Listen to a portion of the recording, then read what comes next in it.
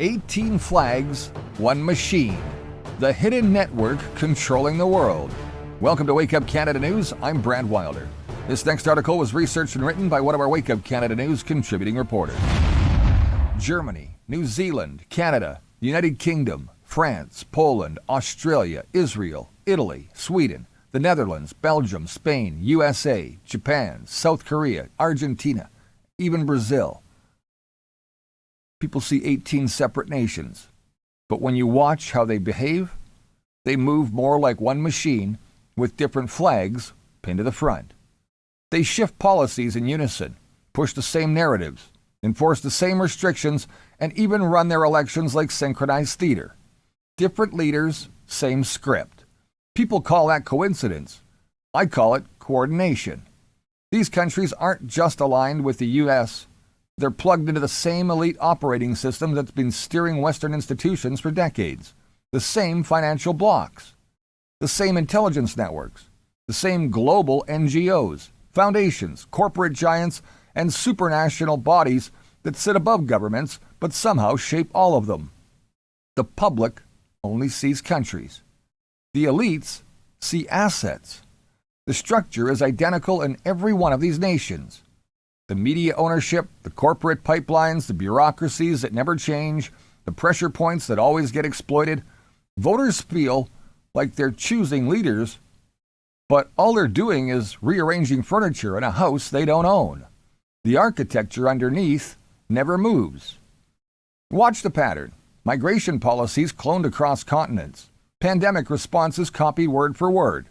Internet censorship rolled out like a global software update. Climate regulations identical down to the language. Election safeguards that make things murkier, not clearer. And when people push back, every government snaps to the same line. Trust the system.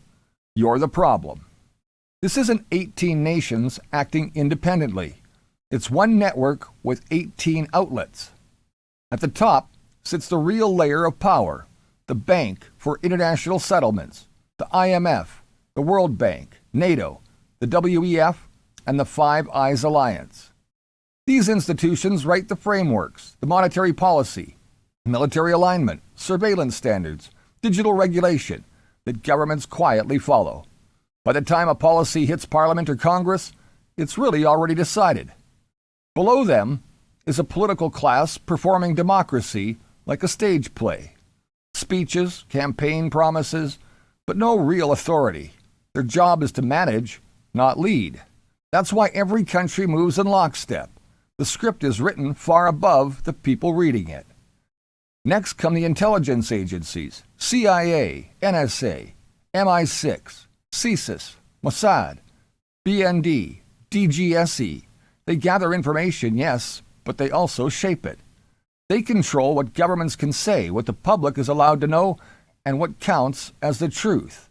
They function like a single transnational organism with, different branches.